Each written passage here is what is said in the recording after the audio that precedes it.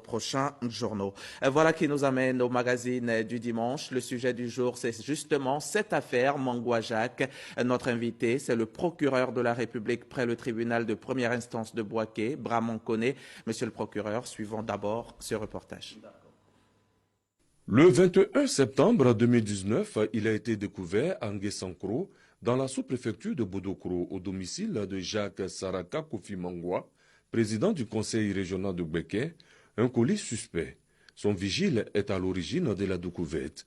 Informés, les gendarmes de Bodokro vont dans un premier temps faire un constat.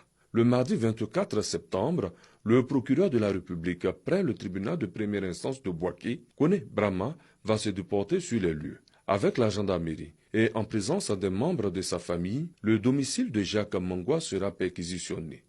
Des munitions de guerre et des machettes seront découvertes.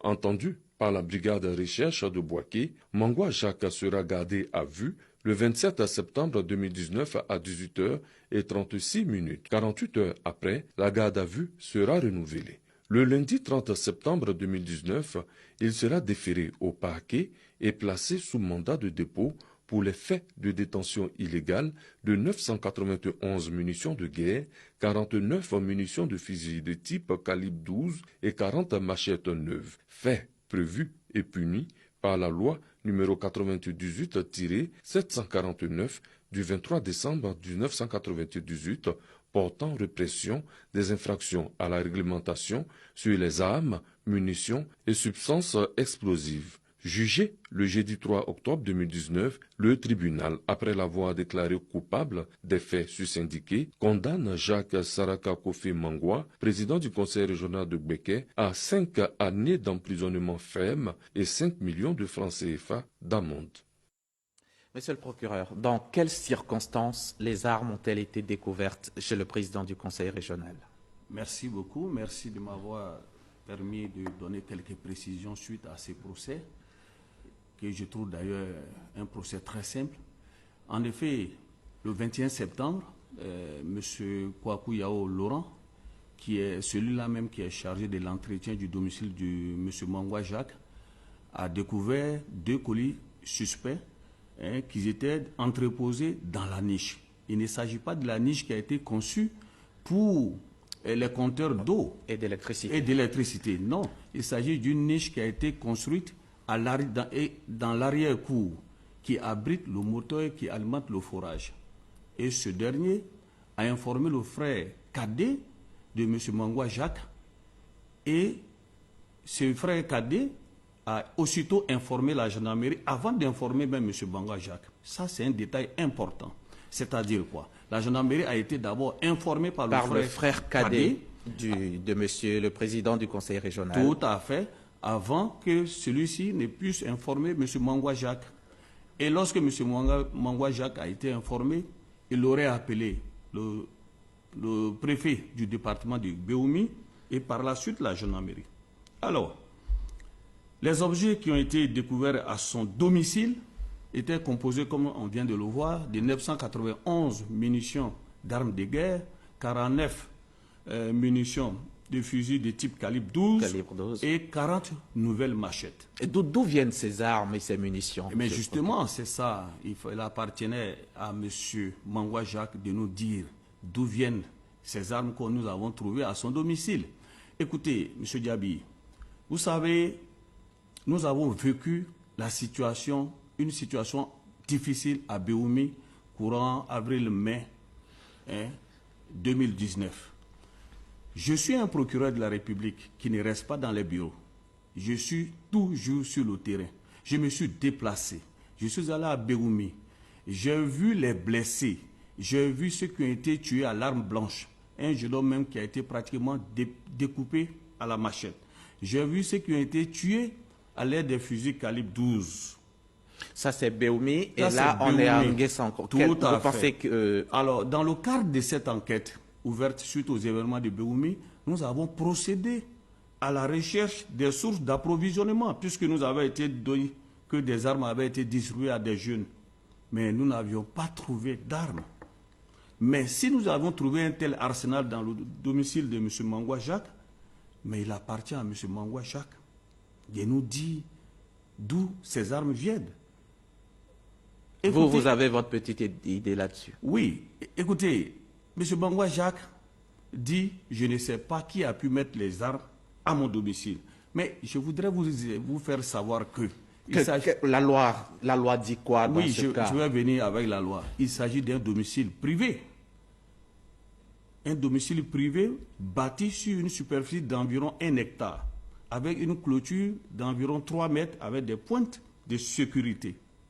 Alors, il ne s'agit pas de rentrer dans la cour et puis immédiatement, vous allez voir les objets dont il est question. Il faut dépasser d'abord la maison principale et c'est dans l'arrière-cour, la niche là a été construite et les objets ont été soigneusement entreposés, à l'abri même de la pluie.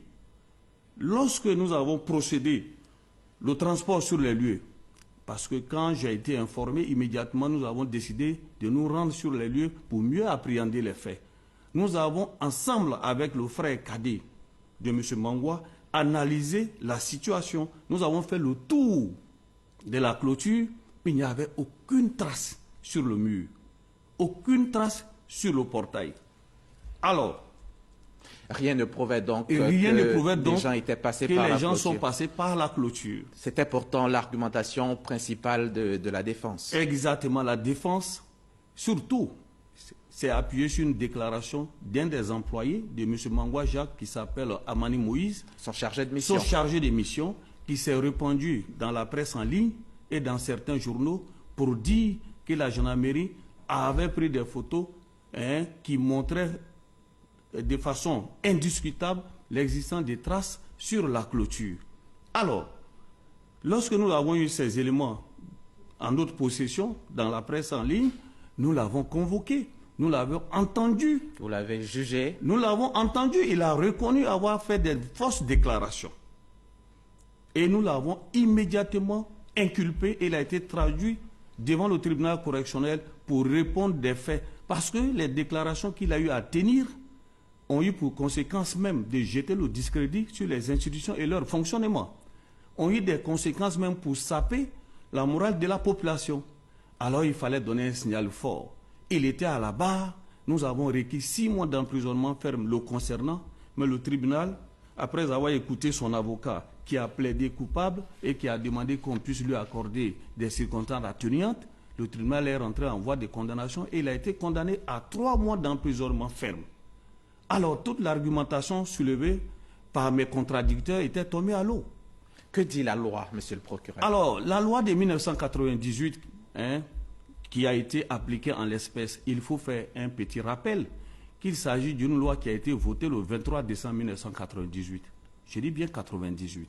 À l'époque, le gouvernement ivoirien avait été soucieux d'endiguer le phénomène de la grande criminalité.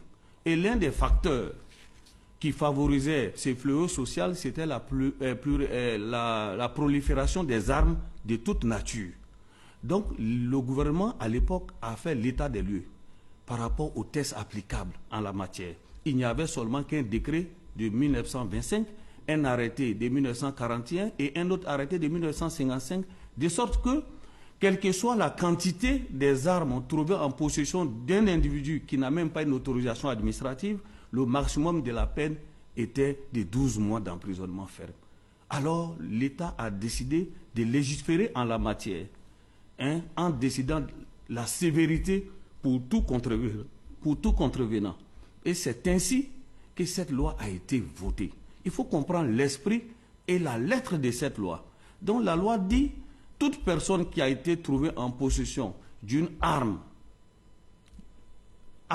munitions, substance explosive, sans autorisation administrative, est passible d'une peine d'emprisonnement, est passible de poursuite et peut être condamné à une peine allant de 5 à 10 ans d'emprisonnement ferme. Mais je voudrais vous faire savoir quelque chose qui était aussi important et capital pour ce procès. Le rôle d'audience, c'est-à-dire tout ce qui devait être jugé le jeudi dernier, il y avait un autre dossier qui concernait la même qualification, c'est-à-dire détention illégale d'armes à feu sans autorisation administrative. Il s'agissait de 3 jeunes hommes qui ont commis des faits dans plusieurs autres villes de la Côte d'Ivoire et ils sont venus louer une maison à Boaké et ils ont commencé le repérage pour pouvoir sévir. Et nous travaillons avec la population, l'alerte nous a été donnée, nous avons envoyé la gendarmerie. Ces jeunes gens ont été interpellés et traduits devant le tribunal. Ils ont été jugés devant M. Mangwa pour la même qualification. Ils ont été condamnés à 10 années d'emprisonnement ferme pour la même qualification avant que le dossier de M. Mangwa soit appelé. Monsieur le procureur, mais d'aucuns parlent d'un procès expéditif. Pourquoi c'était si rapide? Non, il ne s'agit pas d'un procès expéditif. C'était si rapide? Non, pas du tout, pas si rapide. Parce que durant tout le temps de la garde à vue, il appartenait à M. Mangwa d'apporter la preuve. Vous savez, le procureur de la République, sur la base du Code de procédure pénale, a des pouvoirs qui lui permettent de choisir le mode de poursuite qui sied par rapport aux faits. Or, en l'espèce, il n'y avait rien d'autre à vérifier. Il n'y avait pas d'autre chose à vérifier. Durant toute la période de la garde à vue, M. Mangwa avait un seul moyen de défense, c'est-à-dire les gens sont passés par la clôture, alors que ces moyens de défense s'étaient déjà écroulés. Donc, nous avons jugé utile rapidement de le faire juger, de sorte que si le tribunal estime qu'il est innocent, on le libère, il va reprendre le chemin de son bureau. Alors, si nous avions ouvert l'information, encore on allait nous attaquer pour dire que M. Mangwa est en prison depuis des mois, il n'a même pas encore été jugé. Mais ce n'est pas la première affaire du genre. On se souvient de l'affaire Sultusul, par exemple, et de son dénouement surtout. Oui. C'est quoi la différence entre ces deux affaires? Mais la différence, c'est que l'affaire Sultusul, il s'agissait d'entreposage des caisses d'armes. Moi, je suis à Boaké. Nous avons vu les caisses d'armes qui ont été déportées par les militaires.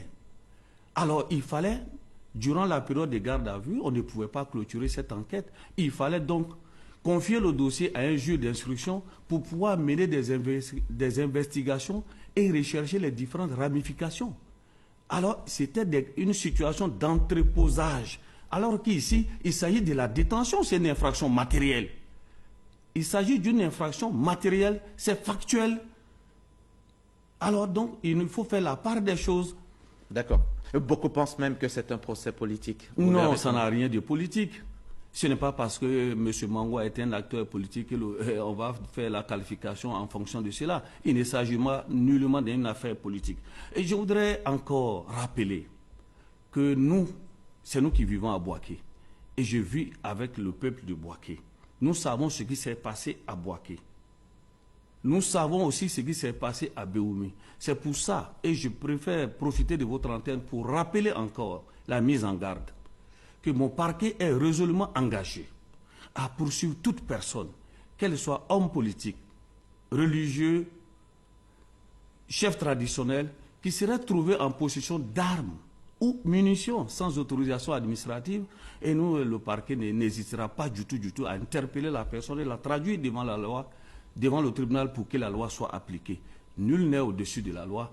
J'estime que cette affaire, elle est tellement simple.